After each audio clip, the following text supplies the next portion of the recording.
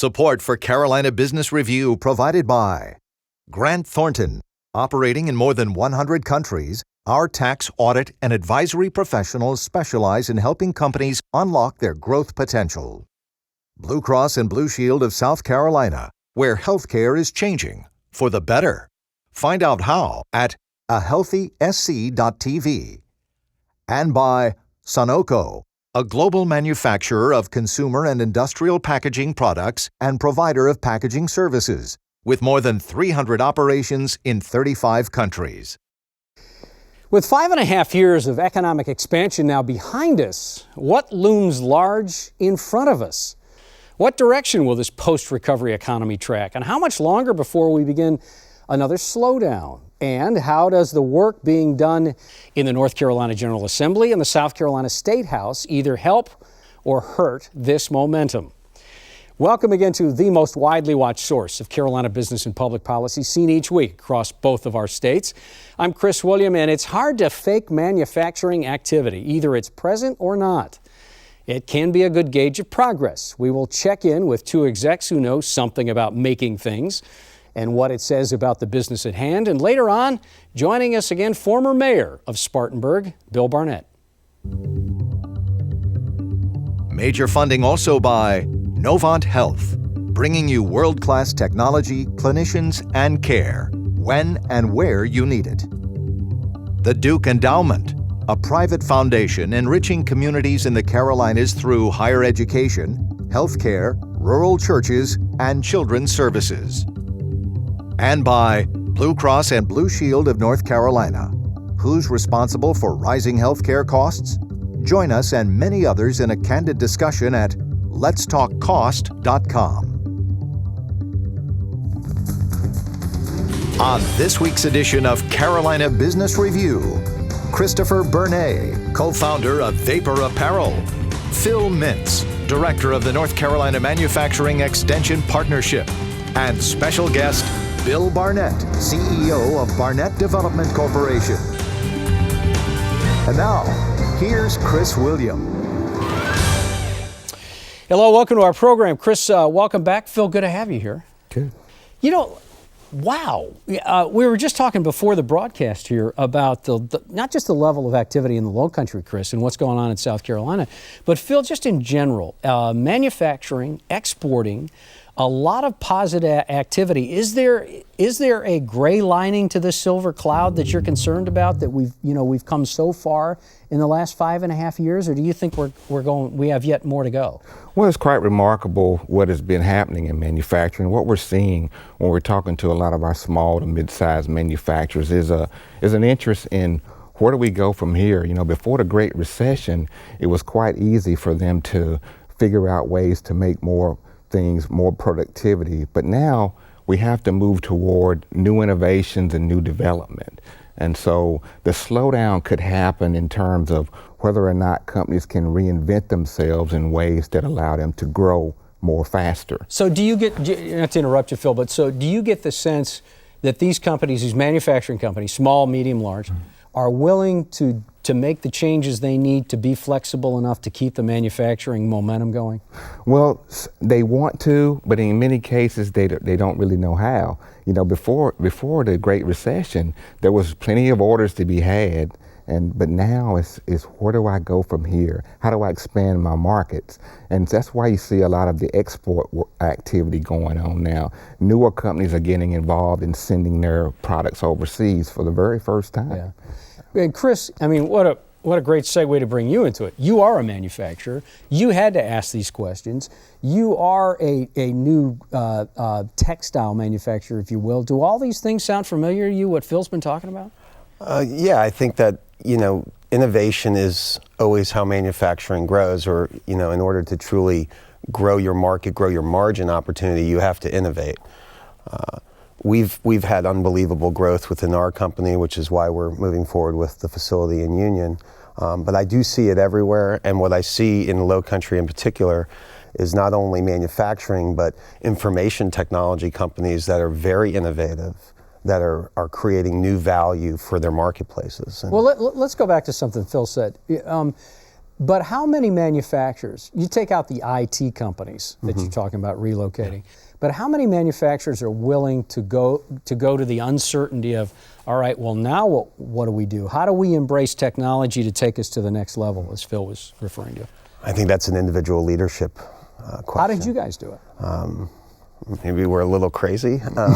We saw an opportunity. We were talking earlier in the green room, you know, why do you start a business? And I said, well, I'd never start a bagel shop because anybody can. You have to solve a problem for people who have money. If you solve a problem for a marketplace and the people in that marketplace, you can create wealth. We saw that happening with sublimation technology. We saw that with print on demand and e-commerce in particular. And those are the parts of our business that are, you know, experiencing 300% growth year over year right now. Yeah, wow. So let's look at two different things. Barrier to entry, you're talking about innovation, Phil.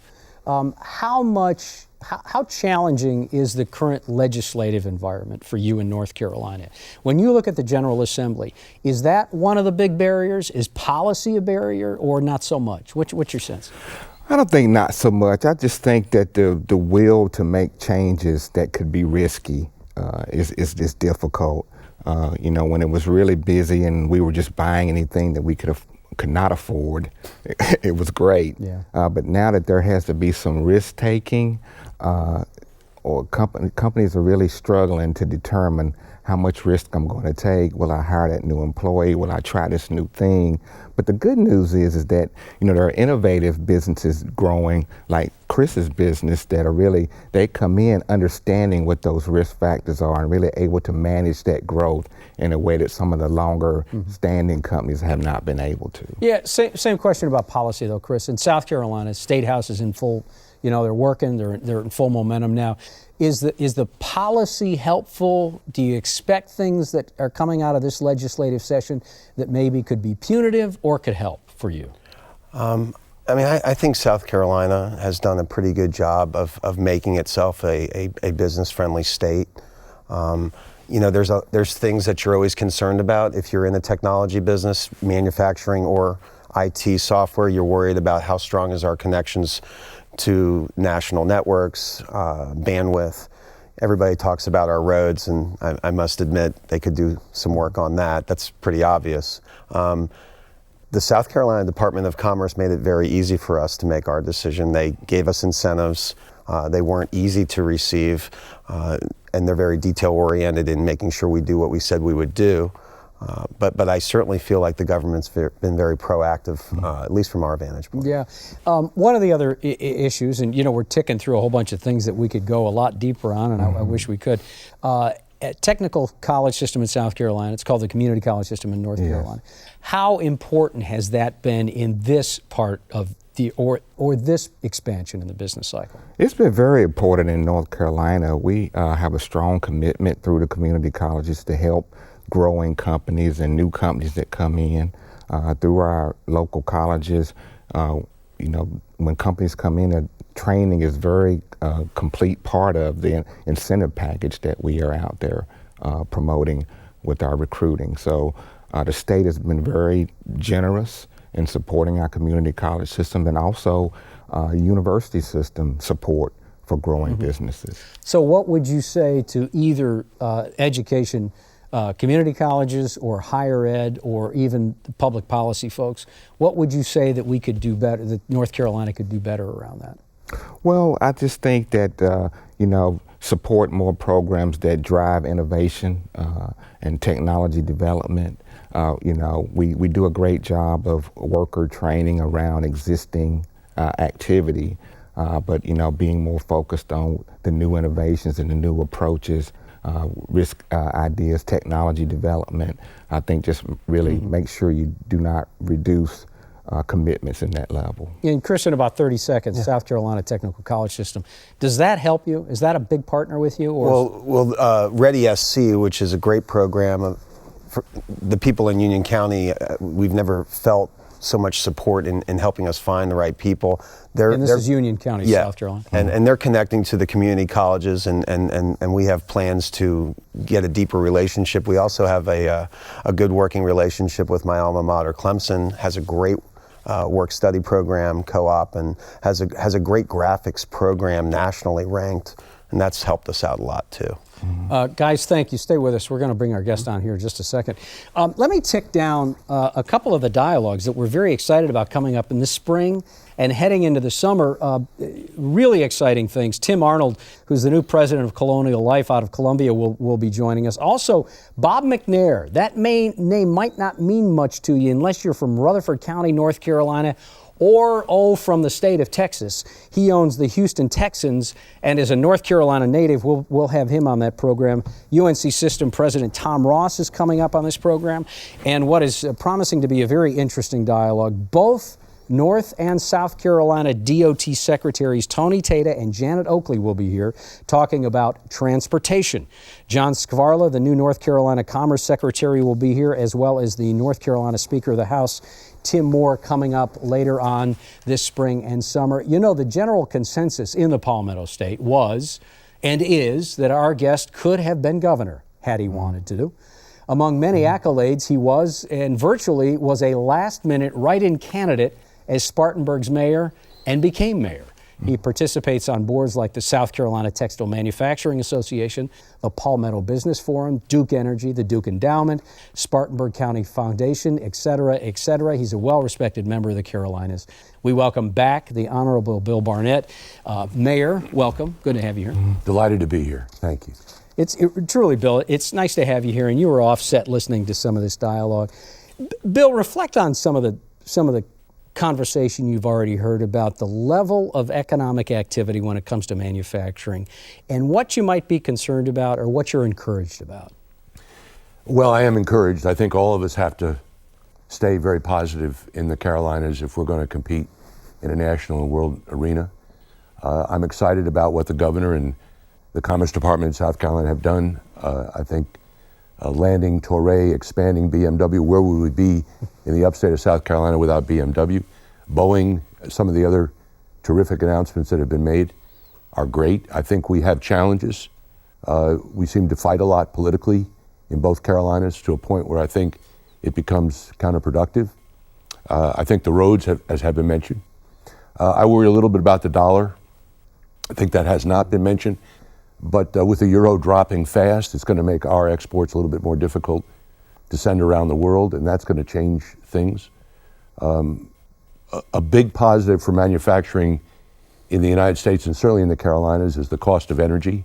I believe that the cost of energy for a car at BMW in Spartanburg, South Carolina is about half of what it is in Bavaria.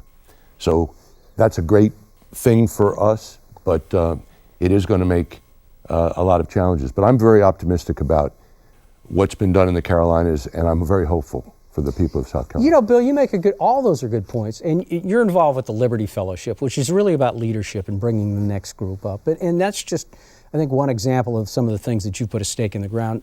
Let's talk about civility and decorum and intelligent dialogue. When do we get to a point politically when the polarization that we have between the parties, and it's not so much in the Carolinas as maybe nationally, but it's still pretty polarizing. At what point do we hit a tipping point where it really is punitive to what we're trying to do collectively?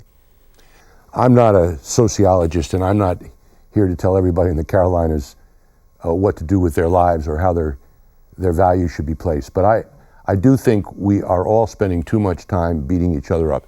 I don't think you and I will ever get to a common ground if I insult you or if I try to beat you into submission. I think the reality is that in our society, we need people to work together, whether it deals with race, whether it deals with manufacturing, whether it deals with coal ash ponds.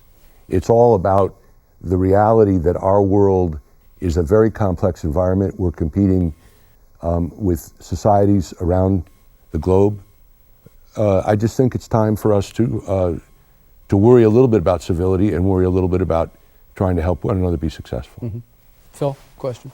Yeah, I think it's quite remarkable, Bill, what's going on around policy and economic development, where companies are really considering reshoring manufacturing in the States. And it's been interesting to see even the textile industry is really advancing in ways that no one would ever anticipate. What do you think is the reason behind some of those?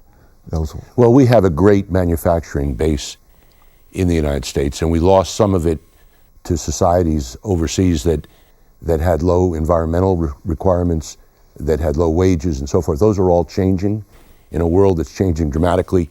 China's changing, and as they bring people out of the agrarian society into the urban environment, they're going to create for themselves, I think, a whole new set of social challenges that they're going to have to deal with: higher wages, environmental problems. Look at Beijing and the smog that exists there today. Right. So I think there's a lot of great opportunities. As natural gas prices went down, I think we became much more competitive, which gives us all an opportunity to get back into a worldwide manufacturing environment. I do worry about the dollar against places like the euro, and I do think that we all have great challenges. Certainly the environmental challenges continue for all of us. I think education is the key. We can, whether it's 0 to 5, and I'm very excited about 3- and 4-year-old kindergarten being discussed more openly in our society. In Charleston and in Spartanburg, we have a group called the Meeting Street Academy, which is trying to deal with some of our most at-risk kids. So 0 to 5 is important. Getting kids ready for 5-year-old kindergarten is important. Going through to from cradle to career. I'm worried about South Carolina State. In our state, in South Carolina, a lot of politics, a lot of discussion. A very important institution, one that deserves the attention of the best amongst us. So to me, it's all about education. It's about manufacturing jobs. It's about technology. It's about civility. It's about people trying to deal with problems. The other day, I walked through the Milliken plant in Spartanburg, and there was a great sign, and I hadn't heard it in a long time. And it said that if Henry Ford had asked his customers what they wanted, they would have wanted faster horses. But they didn't get them. Steve Jobs didn't create what he created by thinking small. We have got to all recognize that we are in a very challenging environment. I worry about what happened at Sweetbriar in Virginia. It may be a all-female school in a non-urban environment, but it speaks, just as South Carolina State speaks, to the importance of creating a modern education concept that is sustainable and that trains our youth for jobs that they can hope to obtain. Right. Chris. You went to Dartmouth, so you know the value of a good education. I saw that Spartanburg is actively trying to recruit veterans into the workforce. We're a textile business. We know other people who are in the textile business. We're also in the technology business. Any advice on how we can connect to more resources to find not necessarily that base layer of manufacturing, but that highly trained technical operator of expensive digital capital equipment? Any advice on where we should be looking for more people? I think we have to promote education. I mean, it starts with education, and in the end, the only way out of poverty and the only way to a lot of these successes is by educating people. And where you see the most college graduates, Palo Alto, California, Austin, Texas, Raleigh, Durham, whatever you have. I think in Spartanburg County, about 21% of our population has a college degree. I think in Austin, Texas, it's 50%. We've got to value education. We have got to recognize that the world around us is changing dramatically, but everybody's changing. No one's standing still with a pat hand. Charleston's not doing it, and Raleigh-Durham is not doing it. And as you go around to colleges, and Chris mentioned my involvement with the Duke Endowment, we get a good look at places like Duke University, seeing what they're doing, seeing the creativity and the energy in both technology and in basic skills, I think gives us all great hope. So for me, it's It's seeing what's going on around the world, tying into these things. We have a group called the Iron Yard, which is trying to attract young people to our community as other people are trying to do the same thing, to try to create an environment where good ideas are nurtured and people stay in Spartanburg and enjoy our community. But other communities like Greenville and Charleston are doing the very same thing. You know, it seems to be going down this education idea with you, and I want to stay with it for a second because you've mentioned it twice. South Carolina State University is in a tough place. There's no doubt about it, and it's more than just a politically polarized story of the day. It's a real challenge, not just for Orangeburg County, but racially. And the state of South Carolina. So the question is, Bill, when does the State House, when do lawmakers run out of patience given some of the egregious things that have happened in leadership there? And at what point does the legacy of a wonderful black college, black university, so I guess the question is, how does South Carolina manage this issue of South Carolina State University, and what happens to that school? Whatever I say, it will be played back in Columbia, and I'm not representing myself. First of all, I am a white man, and I am not representing myself as an expert on historically black college education. I think they have a series of challenges over time that need to be corrected. Closing the school, I don't believe, is the right answer. I think we need more education, not less. Right next door to South Carolina State is Claflin, run by a terrific leadership team, and they've done it well. Ron Carter here at Johnson C. Smith in Charlotte is really creating, with the help of a lot of people, including the Duke Endowment, is really creating a different model. But just like Sweetbriar and all these other schools, everyone has got to understand that the model is going to have to change. The challenge of cost versus results. When you and I went to school, and I'm a little older than you are, the theory was that if we got through school and did our job well and got decent grades, there was a job waiting for us. That's not the challenge. That's not the opportunity that exists for everyone today.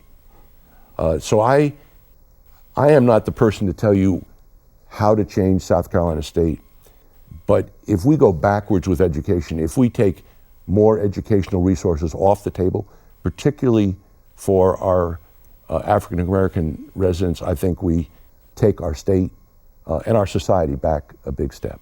Yeah, okay. We've got about 2 minutes left, Phil. Follow-up question, or your own? No, I just think we deal with the same sort of issue in North Carolina, and I think a lot of it is just some of the smaller schools are struggling to really integrate better with industry and other groups that can be more supportive and to help these schools grow. And so, you know, I love to see, as we do at NC State University, more collaboration with industry and manufacturing and actually get that involvement and to help mitigate some of these other issues that are within these universities. Yeah. I think we have to bury a lot of the politics.